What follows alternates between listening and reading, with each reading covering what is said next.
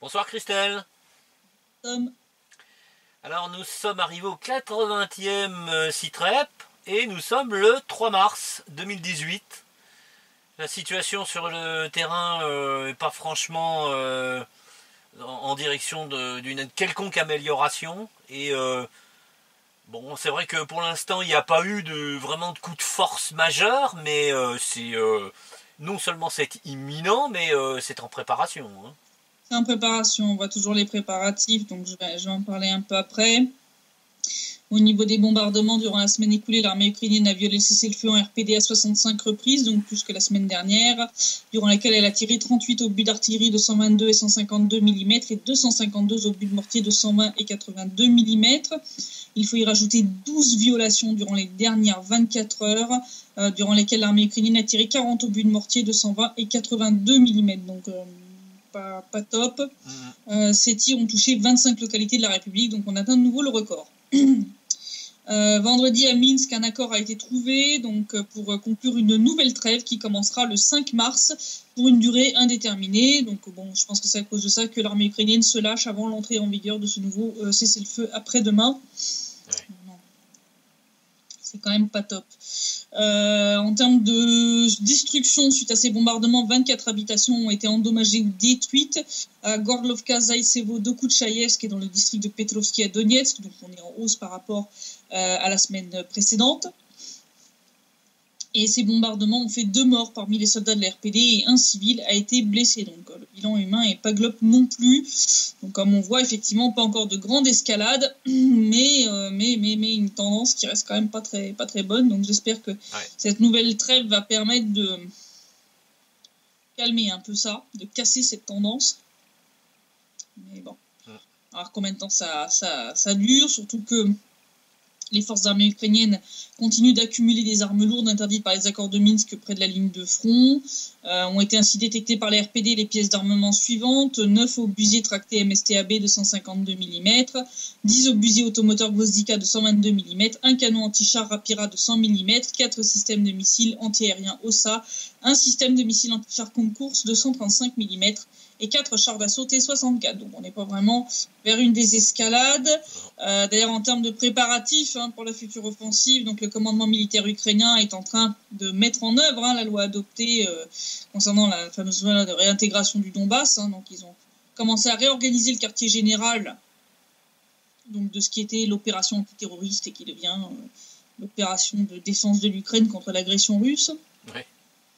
Donc ils sont en train d'essayer de faire un quartier général opérationnel conjoint des différentes forces armées, avec transfert de la direction des opérations du SBU au commandement des forces armées ukrainiennes, ce qui entraîne bien sûr une augmentation du nombre de postes élevés pour le personnel militaire au niveau de ce quartier général. Donc il y a des soldats qui espèrent pouvoir monter en grade, n'est-ce pas ? Donc Kiev est actuellement en train de recruter des candidats pour des postes de commandant des forces interarmées et autres postes clés de ce quartier général. Résultat, une concurrence féroce est en cours entre les commandants des brigades des forces armées ukrainiennes pour obtenir une petite place au chaud, parce que bon, c'est un secret pour personne que les généraux ukrainiens, les fameux incapables, là, comme l'avait décrit là, l'officier israélien, bien sûr, ils aiment pas trop être déployés sur le front, puisque le vol de carburant, la circulation illégale d'armes et de drogue est devenue pour beaucoup d'entre eux leur principale source de revenus. Plus leur poste est élevé, plus le profit sur le dos de la guerre est grand. Donc pour eux, c'est bien plus intéressant d'être un général au quartier général de l'opération que d'être commandant de brigade sur le terrain. Je suis pas sûr que ça rendra plus innocents les officiers généraux ukrainiens dans les cas de crimes de guerre. Non, pas vraiment. Ils n'y ont pas pensé à ça, je pense. Non.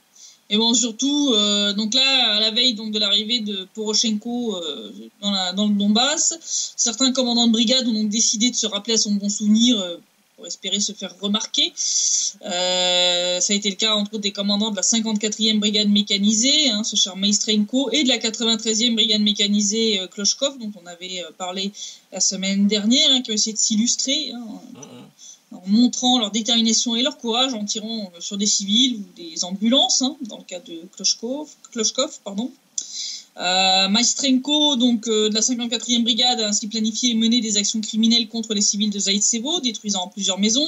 Et Klochkov, donc c'est lui qui avait tiré à plusieurs reprises sur les civils de Dokuchaïevsk, pour les maintenir dans la crainte pendant plusieurs semaines. C'est lui qui avait fait ordonner de tirer sur l'école, la fameuse école de Dokuchaïevsk dont on avait parlé lors d'un trait précédent. C'est merveilleux, c'est vraiment... Ouais. Et donc, suite à la destruction des maisons, tir sur école, il a décidé de monter d'un cran, donc on en avait parlé, c'était le tir sur l'ambulance qui évacuait le soldat blessé. Ouais. Il va nous faire un joli record dans l'horreur, lui, bientôt, s'il continue. Non, mais lui, ce mec-là, ce commandant-là, c'est vraiment le palmarès. Et ce, alors qu'il s'était engagé en personne à ne pas ouvrir le feu tant que les activités d'évacuation n'étaient pas terminées. Oui. Quand je dis que la parole de ces gens-là, ça vaut moins que 3 feuilles de papier toilette. Et après, d'ailleurs, cette horreur, il faut savoir que ce commandant a fait un autre crime de guerre en détruisant un véhicule civil qui transportait du pain vers les districts de Dokuchaïevsk, les plus touchés par les tirs des forces armées ukrainiennes. Voilà. Voilà le genre de concurrence entre les commandants ukrainiens pour obtenir la gratitude de Poroshenko et s'obtenir une petite place au chaud au sein du quartier général. Tous ces crimes de guerre, bien sûr, couverts par les propagandistes ukrainiens, qui avaient donc transformé l'ambulance en véhicule de combat d'infanterie qui effectuait prétendument une reconnaissance, et le véhicule de transport de pain qui a été transformé en véhicule de transport de munitions. Oui, il faut bien justifier ces horreurs. Voilà. Et puis quand le pain c'est des munitions, enfin bon, c'est pas grave. Voilà. Donc dans le même temps, l'armée ukrainienne continue de regrouper ses troupes et de se préparer donc à déclencher les hostilités à grande échelle. Les services de renseignement de la RPD ont détecté un approvisionnement massif en munitions et en carburant à proximité de la ligne de contact. Au cours de la semaine écoulée, les soldats ukrainiens ont rempli des entrepôts improvisés organisés dans un camp de pionniers, donc une espèce de camp de vacances, dans les environs de Vinnygrad-Noye, avec entre autres des obus et des missiles. Bon, vu comme ça doit être bien entreposé, ça nous promet, je pense, encore un beau feu d'artifice. Oui. Voilà. Près de Granit-Noyer, les services de renseignement de l'RPD ont détecté l'activité de représentants du quartier général du groupe opérationnel tactique Donetsk qui a procédé à la reconnaissance de la zone afin de se préparer pour le franchissement de la rivière, puisqu'il y a une rivière à cet endroit-là, la ligne de front passe par une rivière. On a détecté aussi une intensification de la reconnaissance aérienne dans les directions de Gorlovka et de Donetsk, donc passage de drones. Donc il me semble que l'armée ukrainienne est en train de compiler des données pour pouvoir utiliser l'artillerie donc en corrigeant les tirs grâce aux données obtenues par ces drones. Les données les plus précieuses étant bien entendu obtenues de la part des partenaires américains qui continuent de faire des reconnaissances régulières du Donbass à l'aide de leur fameux Global Hawk là. Ils ont de nouveau été détectés à 3 reprises durant la semaine écoulée. Donc c'est quand même mauvais signe ça. Très mauvais signe. D'ailleurs, autre preuve de la préparation, les employés du SBU et de la police nationale ukrainienne mènent des arrestations massives de citoyens du Donbass dans les localités occupées par l'armée ukrainienne. Entre autres, les patrouilles au poste de contrôle sont renforcées avec les agents des services spéciaux et les membres de l'unité spéciale CORD. Il y a aussi des raids ciblés, des contrôles dans les rues qui sont effectués. On signale des détentions d'habitants soupçonnés d'avoir commis la moindre malveillance. C'est en mode Gestapo, quoi. Oui, j'allais le dire, oui. Le terme est assez bien choisi, oui. Voilà. Donc, d'après les informations obtenues au niveau de la population qui est dans la zone occupée par l'armée ukrainienne, plus de 30 personnes auraient déjà été détenues sans raison valable. Il a été également signalé que la plupart des personnes détenues résidaient en République populaire de Donetsk ou avaient rendu visite à des membres de leur famille en RPD. D'après les données du commandement opérationnel de l'RPD, ces opérations de nettoyage sont entreprises par l'état-major du SBU. Donc on voit qu'ils sont en train de faire le ménage avant de lancer l'offensive, donc pour essayer décapiter les services de renseignement de la RPD côté zone occupée par l'armée ukrainienne. Et puisqu'on parlait de l'implication des États-Unis, entre autres dans la fourniture d'imagerie de drones, donc le département d'État américain a décidé de rajouter un petit peu d'huile sur le feu. On a donc parlé de cette approbation de base, de vendre des javelines à l'Ukraine. Donc ça y est, le département d'État américain a approuvé la vente de 210 missiles anti-chars javelines à l'Ukraine, le tout pour un montant de 47 millions de dollars. Financé à crédit, pas rêver. Ah bah oui. Les représentants du gouvernement américain ou des mercenaires américains, des contracteurs, devront venir en Ukraine pour former les soldats ukrainiens à leur utilisation. Bon, je pense qu'on va pas tarder à pouvoir acheter 1 ou 2 missiles qui vont finir démontés à Moscou.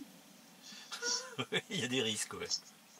Enfin, c'était ce qui était arrivé à une batterie de... Oui.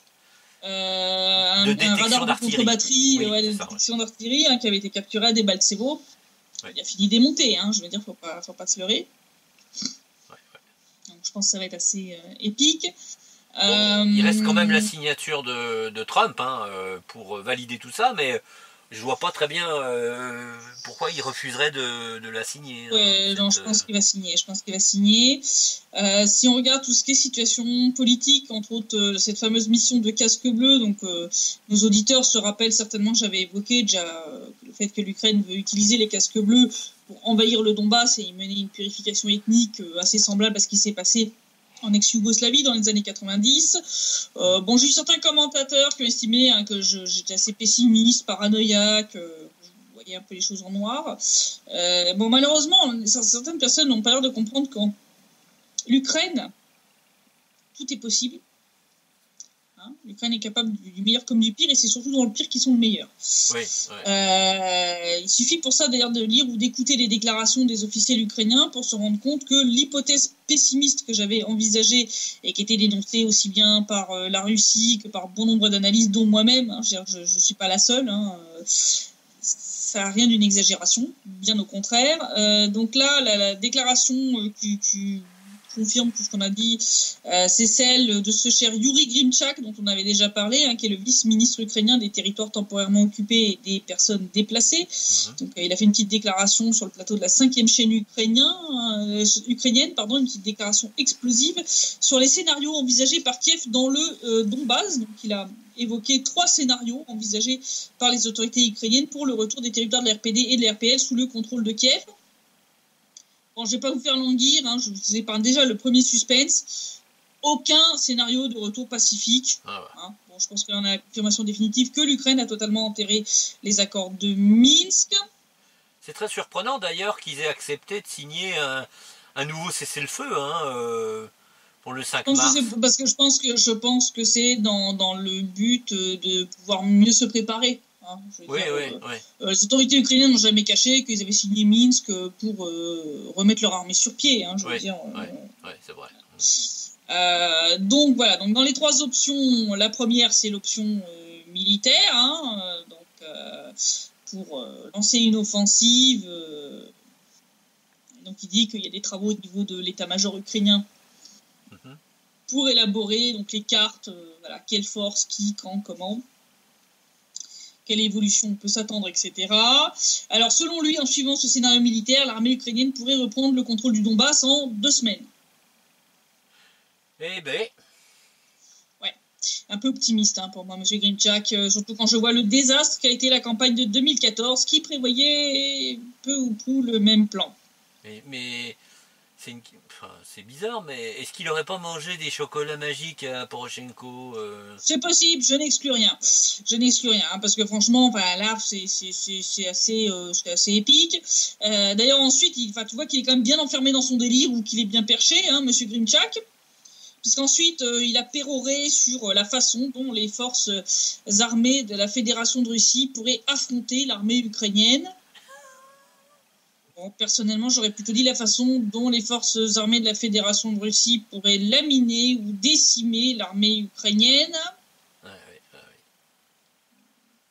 Comme j'ai déjà dit précédemment, entre la 2e armée mondiale et la 21e, Oui, enfin la 21e qui consomme une grande quantité de vodka. Hein, Voilà, de drogue et tout ça. Bon, ensuite, il en est venu à la partie la plus intéressante de son discours, parce qu'ensuite, il décrit les deux autres options qui, elles, nécessitent l'aide des casques bleus. Ouais.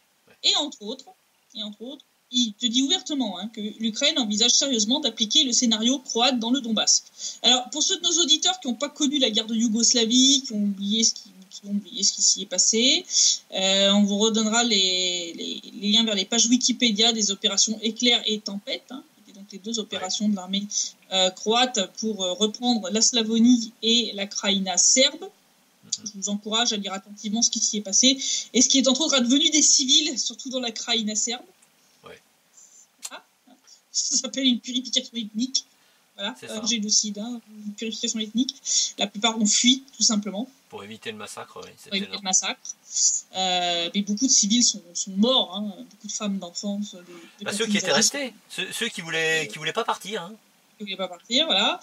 Donc, allez regarder ce qui s'est passé pendant ces deux opérations, donc Éclair et Tempête. Donc, ce cher Grimchak part sur ces scénarios-là. Donc, il te parle d'abord celui de la Krajina serbe. Il te dit que les troupes de l'ONU étaient stationnées, mais Milosevic avait donné sa parole que l'armée serbe ne quitterait pas les baraquements et n'interférerait pas avec ce qui s'y passerait, et ce qui a permis à l'armée croate de vaincre l'armée de la Krajina serbe en 3 jours. Donc il dit, je cite ce cher Grimchak, « Si nous envisageons un tel scénario, nous devrions, grâce à nos partenaires étrangers, obtenir des garanties de la Fédération de Russie qu'elle n'attaquera pas nos troupes. » Là, je pense qu'il a dû consommer des chocolats magiques. Ah bah oui. Parce que je vais faire redescendre M. Grimchak, parce que là, il est parti dans ses fantasmes les plus sordides. Non, Grimchak, non. Moscou a déjà dit que Vladimir Poutine, Sergueï Lavrov et d'autres officiels, différents députés, ont dit, redit et re-redit depuis plus d'1 an que la Russie ne laissera pas faire de scénario croate à sa porte sans réagir. Moscou a répété qu'elle ne laisserait pas la population du Donbass subir une purification ethnique, un génocide de la part de l'armée ukrainienne. Donc je ne sais pas dans quelle dimension alternative ou dans quel délire il était perché, ce vice-ministre, mais il faut avoir complètement perdu pied avec la réalité pour croire que les vociférations de qui que ce soit en Europe ou à Washington puissent empêcher la Russie de protéger le Donbass en cas de scénario à la croate. Oui, surtout à l'approche des élections en Russie où Vladimir Poutine est quand même donné en premier, quoi. Sortant vainqueur. Il y a plein de gens qui m'ont sorti dans les commentaires, mais que machin, que Poutine ne peut pas se permettre. Non, si Poutine laissait faire un scénario croate à la frontière de la Russie, il perdrait le soutien de la population russe dans sa très grande majorité. Ah bah oui. C'est très simple. Rien que pour ça, je peux garantir que Vladimir Poutine fera ce qu'il avait déclaré quand il avait parlé de cette possibilité de scénario croate. Il avait dit qu'il était hors de question que la Russie abandonne le Donbass à son sort. Je pense en plus que M. Grimchak a dû dormir ces dernières décennies pour ne pas avoir vu que la Russie actuelle n'est plus la Russie de 1995 et que si à l'époque cette dernière n'était plus en état d'empêcher l'OTAN de raser ce qui fut l'ex-Yougoslavie, aujourd'hui elle est pleinement en capacité de protéger les russophones du Donbass qui en plus sont juste à sa porte. La Serbie c'est pas à côté. Ils ont dû zapper...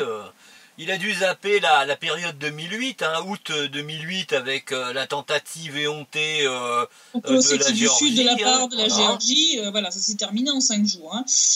Donc dans ces conditions, croire que la Russie approuverait un déploiement de casques bleus qui mènerait à un tel scénario, ou croire que Moscou donnera de telles garanties de non-interférence face à un génocide, c'est du délire criminel à l'état pur, ou alors le mec, il avait vraiment consommé des trucs vraiment pas légaux. D'ailleurs, c'est face à de telles déclarations qu'on comprend mieux le refus aussi bien de la Russie que de la RPD ou de la RPL de voir 24 000 casques bleus déployés dans le Donbass, parce que je rappelle que le plan qui avait été exposé lors de la conférence de Munich, c'était 20 000 soldats plus 4 000 policiers. De casques bleus, ça fait 24 000 personnes, c'est énorme. La Russie et les deux républiques populaires ne sont pas atteintes d'Alzheimer. Elles n'ont pas oublié ce qui est arrivé à la Slavonie et à la Krajina serbe. D'ailleurs, ensuite, c'est l'exemple de la Slavonie qui est donné par M. Grimchak pour évoquer donc le troisième scénario envisagé, avec la mise en place d'une mission de l'ONU avec une administration internationale provisoire qui a fait exactement ce que voudrait l'Ukraine, c'est-à-dire désarmer les combattants et récupérer le contrôle sur le territoire. Et pour lui, c'est l'option qui est aujourd'hui la plus réaliste. Voilà. Des fois qu'on aurait des doutes, tu vois, des fois qu'on aurait des doutes, on se dit ça ressemble quand même rudement à l'histoire de la Slavonie. La Kraïna serbe, mais bon, on peut avoir un doute. Alors que là, non, c'est explicite là. Je veux dire, il n'y a pas matière à interprétation. Je rappelle qu'en Slavonie, donc ça aboutit comme dans la Kraïna serbe à une purification ethnique. Donc voilà quel genre de plan l'Ukraine envisage. Le tout énoncé par un homme, je le rappelle, dont la fonction est d'appliquer la politique ukrainienne visant normalement à ramener la paix dans le Donbass, puisque bon, je rappelle qu'il est quand même vice-ministre des territoires occupés et des personnes déplacées, quand même. Alors, on est vraiment dans la novlangue la plus totale, la guerre c'est la paix. Et après, donc Kiev, Washington et tous les autres fauteurs de guerre hurlent que la Russie, les RPD et les RPL refusent leur plan de déploiement de casques bleus dans le Donbass. Bon, les gars, c'est pas parce que vous prenez vos fantasmes pour la réalité que c'est le cas de tout le monde. Il y en a qui ont les pieds sur terre, qui sont pas atteints d'Alzheimer et qui sont pas suicidaires. Je veux dire, c'est pas parce que l'Ukraine a envie de se suicider en continuant son délire post-Maïdan que tout le monde a envie de faire comme vous. Il y a des gens qui ont envie de vivre et qui n'ont pas envie de subir un génocide. Voilà.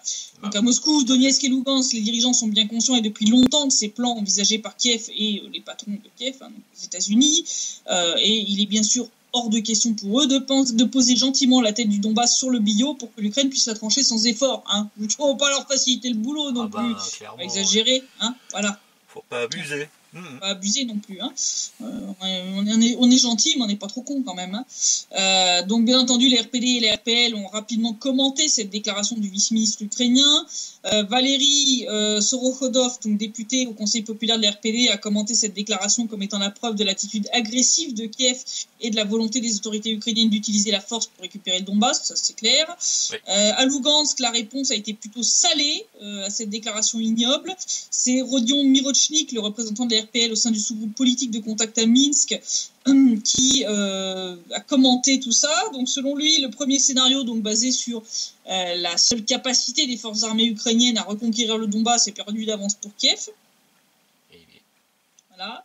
Et il dit que dans les deux autres scénarios, l'espoir excessif des dirigeants ukrainiens est placé dans la superpuissance américaine qui est censée se ranger du côté de Kiev avec l'aide des forces internationales, donc des casques bleus, pour nettoyer le Donbass des éléments politiquement non fiables de remettre le territoire aux dirigeants issus du Maïdan. Bon, je conseille aux gens à Kiev d'aller regarder ce qui s'est passé donc en Géorgie en 2008.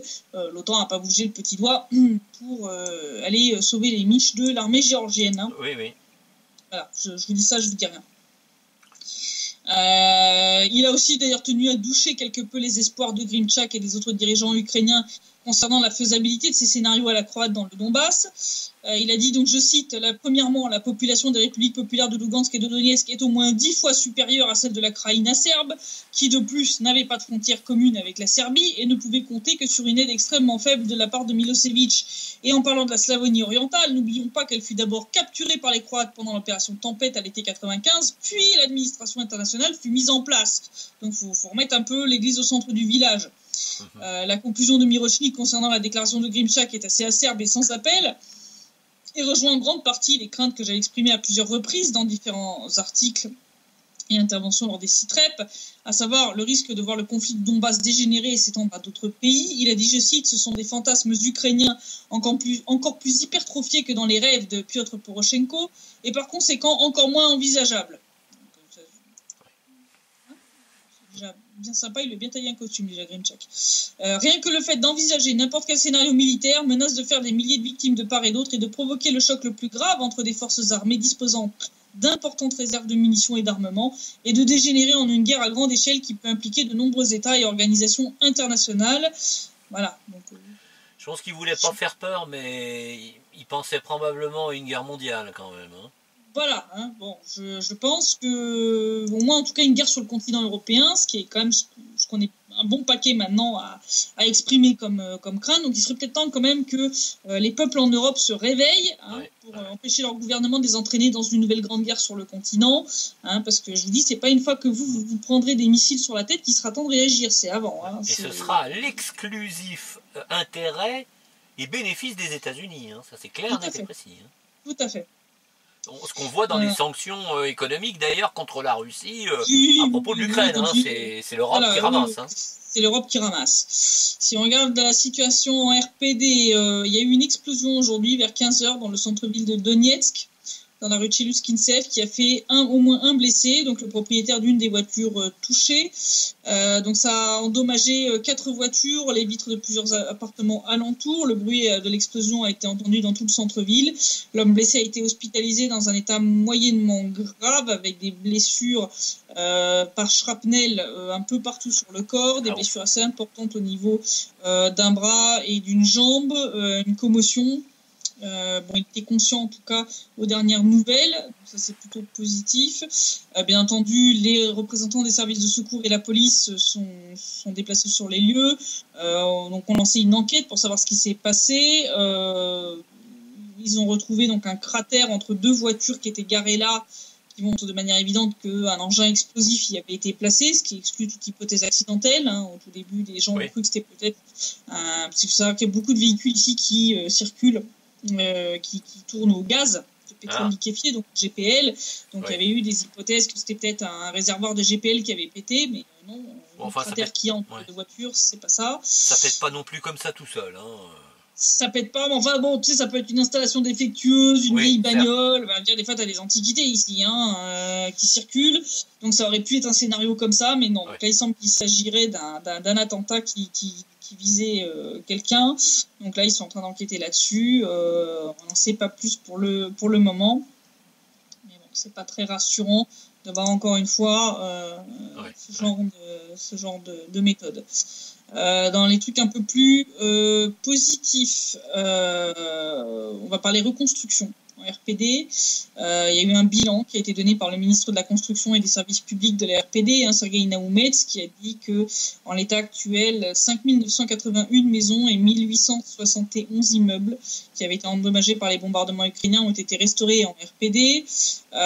Donc il dit qu'actuellement les programmes de restauration des maisons des deuxième et troisième phases, qui comprennent 1343 maisons, et les troisième et deuxième phases du renouvellement des infrastructures sont presque achevées. Il a mentionné que dans le cadre de la première phase de réparation d'infrastructures, 853 installations ont été réparées sur les frais du fonds humanitaire. Un programme a été mis en œuvre pour restaurer 200 logements privés endommagés par les hostilités. Selon les données du ministère, donc au 21 janvier 2018, on a de nouveau plus d'une cinquantaine de maisons d'habitation et une énorme quantité d'appartements qui ont été endommagés par les hostilités. Selon lui, 2061 maisons et 68 immeubles sont irréparables. Ah oui, carrément. Pour les raser. Et des milliers d'infrastructures ont été endommagées par les bombardements. Donc ça va du gazoduc aux lignes électriques en passant par les stations électriques, les stations d'épuration, les stations de pompage d'eau, toutes ces structures-là. Donc c'est quand même assez énorme. C'est clair, oui. Si on regarde l'évolution générale de la situation en Ukraine, à Kiev, la situation dégénère devant la Rada. Donc il semble que le campement qui était devant la Rada a été nettoyé. Donc la police ukrainienne a arrêté plus d'une centaine de personnes ce matin après des affrontements avec les manifestants donc près de la Rada. Au moins 10 personnes ont été blessées, 6 manifestants et 4 policiers. Des poursuites pénales ont été engagées. Donc selon le ministère ukrainien de l'Intérieur, la police est intervenue samedi matin dans le camp de tente installé donc par les supporters de Saakashvili dans le centre de Kiev. Les agents des forces de l'ordre voulaient donc poursuivre leur enquête et effectuer des perquisitions, mais les manifestants ont résisté et des affrontements ont eu lieu.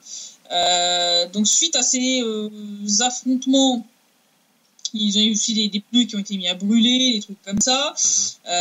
Donc suite à ça, la police a mené une grande opération de nettoyage. Ils ont embarqué un maximum de gens. Ils ont usé de la violence et ils ont détruit en fait le campement de tente. Donc il semble que le campement de tente est en cours de nettoyage à Kiev. Donc voilà. C'est pas forcément rassurant parce que moi je dirais que les néo-nazis, parce que c'est des néo-nazis derrière Sakavis.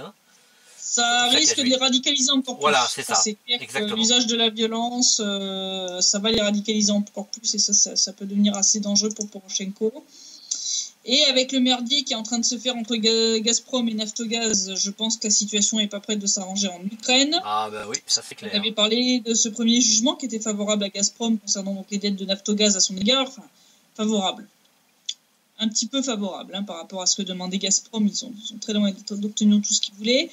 Mais là, la Cour d'arbitrage de Stockholm a rendu un autre jugement sur une autre partie du conflit qu'il y a entre Gazprom et Naftogaz, exigeant de Gazprom le paiement de plus de 4,5 milliards de dollars à Naftogaz pour ne pas avoir envoyé assez de gaz dans les tuyaux par rapport au contrat de transit prévu. C'était pour la partie transit. Oui.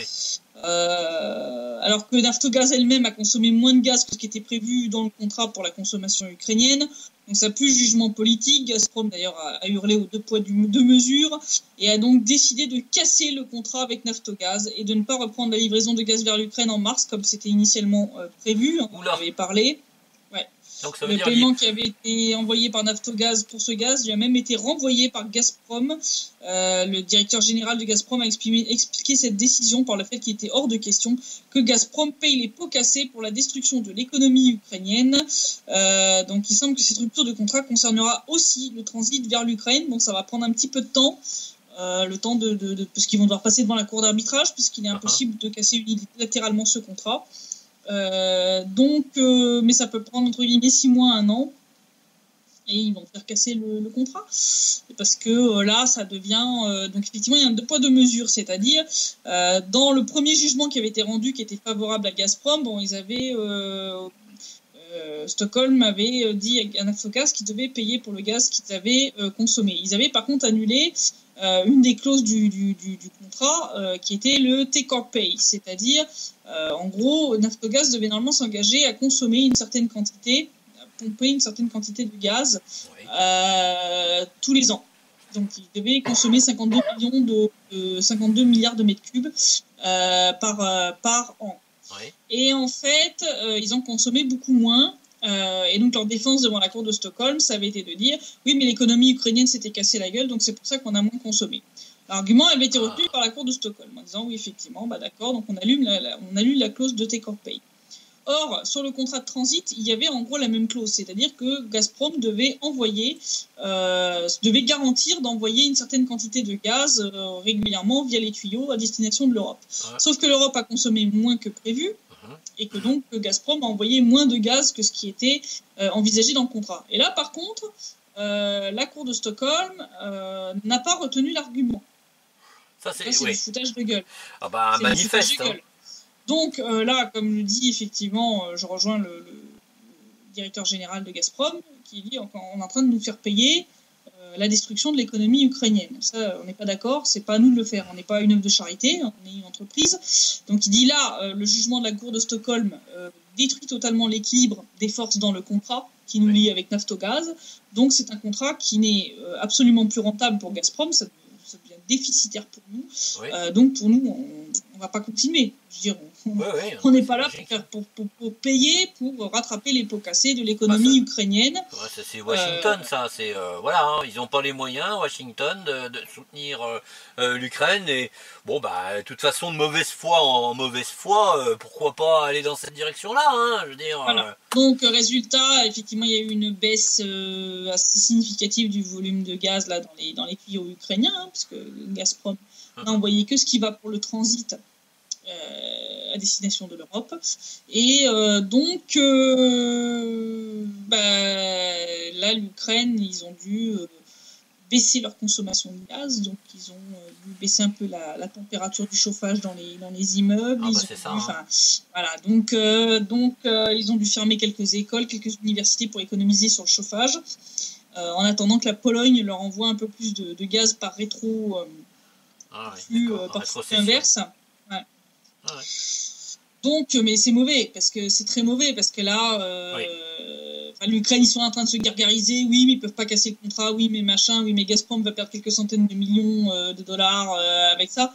Oui, mais bande de connards, vous allez perdre 2 milliards de taxes de transit. Ouais.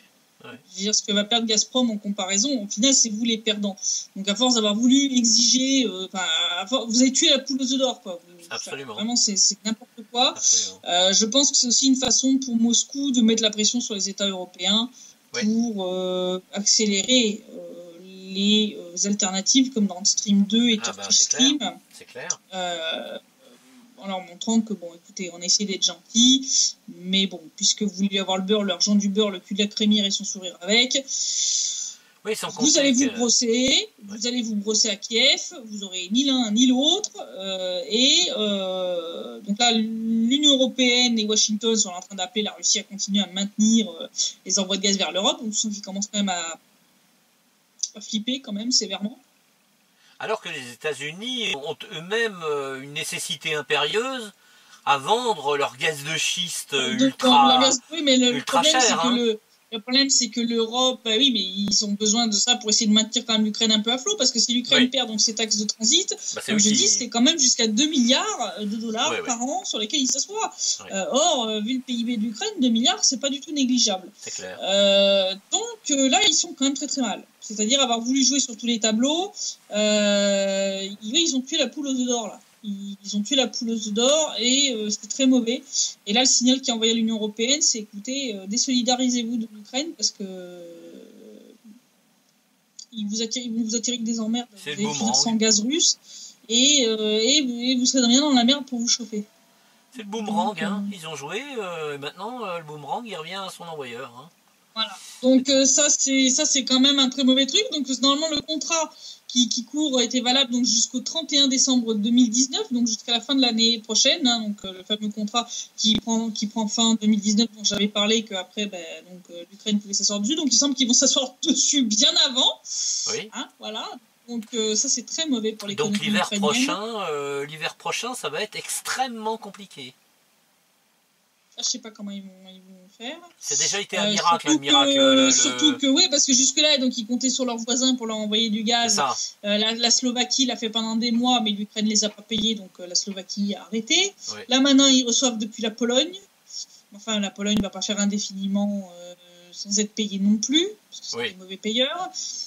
Donc, moi, je trouve la décision de la Cour d'arbitrage de Stockholm, c'est comme le jugement de la CEDH contre les retraités du Donbass. Tu vois vraiment que ces organismes sont pas du tout neutres, sont pas du tout... Oui, il y a des agents infiltrés qui instrumentalisent... même sans ça, je pense que il doit y avoir simplement des pressions de Washington et puis c'est réglé. Dire, Stockholm, c'est en Suède, la Suède, c'est dans l'Union européenne, c'est le vassal des États-Unis, point, fin de l'histoire. Donc c'est très mauvais parce que ça met l'Europe en danger sur le plan énergétique. Mais bon, il y a quand même le poids lourd allemand qui risque fort de ne pas accepter cette espèce de ce bordel. chantage. Je te dis, donc la Commission européenne a appelé les partis à discuter, à négocier. Donc il semble qu'ils veulent rejouer le rôle d'intermédiaire qu'ils avaient joué au moment des premières guerres du gaz qui avaient eu après la révolution orange. L'Union européenne avait joué un peu les intermédiaires pour calmer tout le monde. Donc je pense qu'ils vont essayer de rééditer le truc. Mais là je pense que ça va être un moyen pour Poutine de leur dire écoutez, maintenant vous arrêtez de faire chier à essayer de mettre des bâtons dans les roues de Nord Stream 2. Soit vous acceptez le truc, soit le temps que le contrat soit cassé, on aura terminé de construire nos conduites vers la Chine, et puis on aura un client tout trouvé pour le gaz que vous n'achèterez plus. Voilà. Voilà, c'est tout. Absolument. Ça va être réglé comme ça. C'est la méthode de politique peut-être un peu brutale, mais... Les Occidentaux ont vraiment des politiciens qui sont nocifs à leurs intérêts. Ils sont nuls à chier, ça c'est clair. Donc voilà, c'est ça la situation. Donc je pense que cette histoire, donc là ils sont en train de pérorer, donc ils ont gagné à Stockholm, là ils commencent à hurler que ils vont de nouveau poursuivre devant la Cour de Stockholm pour tentative de briser unilatéralement le contrat et pour ne pas avoir appliqué la décision de la Cour d'arbitrage de Stockholm, etc. Enfin, ils n'ont pas compris qu'ils sont en train de s'enfoncer. Ils n'ont pas du tout compris qu'ils sont en train de s'enfoncer. Et surtout, ils n'ont pas compris que là, ils sont vraiment en train de saborder le radeau de la Méduse qui est l'Ukraine.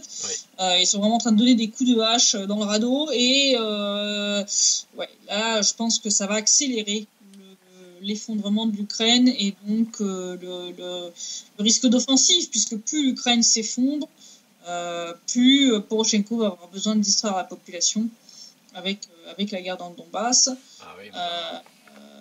pour garder sa place, parce que là donc, il a viré le campement de tente de manière extrêmement violente. Ça c'était surtout le truc je pense pas à surtout pas faire. Oui, puis un élément que tu as donné en tout début de Citrep, pas très très loin du début en tout cas, c'est le fait qu'ils sont en train d'organiser l'état-major qui va s'occuper... Ils sont en train d'organiser l'état-major, ils sont en train de mener de plus en plus de reconnaissance, donc ils amènent beaucoup de munitions, de carburant, ils regroupent des forces, enfin on voit qu'ils sont en mode préparatif, et oui, je pense que de toute façon, là, le FMI exige toujours plus de l'Ukraine à cause des tarifs du gaz, de l'électricité, alors que les gens n'arrivent déjà même plus à payer. Je veux dire, j'en discutais encore avec des gens ici il n'y a pas si longtemps qui ont des personnes de leur famille de l'autre côté, où ils me disent maintenant les charges communales sont tellement élevées que côté ukrainien que ça te bouffe au bas mot, rien que tes charges communales, ça peut aller jusqu'à te manger presque l'équivalent du salaire minimum. Là, tu te dis, ça devient délirant. Donc, il y a un moment où, à force de s'aborder le navire, il est en train de couler. Il y a même des analystes ukrainiens qui sont en train de te dire que le pays est en train de sombrer dans l'abîme totalement et qui va être totalement annihilé. Enfin, je veux dire, même des politologues ukrainiens maintenant te disent, on est en train de foncer vers le gouffre. Bon, voilà, hein, je veux dire, je pense que j'ai pas besoin d'en dire plus. Donc, situation à suivre. On va voir combien de temps il va leur falloir pour se préparer. Ils ont tenté une petite incursion dans le sud juste après qu'on y soit allé, où c'était encore relativement calme. Bon, là, il y a eu quelques jours où ils ont été calmés par les conditions climatiques. Hein. On a eu de nouveau des tempêtes de neige, des choses comme ça, donc ça les a un peu refroidis. Hein, au sens propre comme au sens figuré. Hein. Figuré, voilà. Mais oui, de toute façon... L'Ukraine va vers une courbe inéluctable vers le gouffre, et comme tout système qui s'effondre, ils vont être tentés par la guerre. Donc, je pense que voilà, on ne peut que essayer d'estimer quand est-ce que ça va pouvoir se produire. Il y a toujours des imprévus, je te dis, le bordel qu'il y a dans leur armée, des problèmes de motivation, etc., d'organisation. Mais de toute façon, à un moment, ils vont tenter quelque chose parce qu'ils vont se retrouver tellement acculés, le dos au mur, qu'ils n'auront pas d'autre alternative. Donc voilà, situation à suivre. Je te dis à la semaine prochaine pour le 81e Citrep. Et d'ici là, je te souhaite une bonne soirée. Eh ben, de même, hein, merci Christelle. Également bonne soirée et puis donc prudence. Et à la semaine prochaine en espérant que rien ne vienne, je dirais, s'interposer entre ce samedi et le suivant. Et le suivant, ouais. À très bientôt. Bonne soirée. Bonne soirée. Au revoir.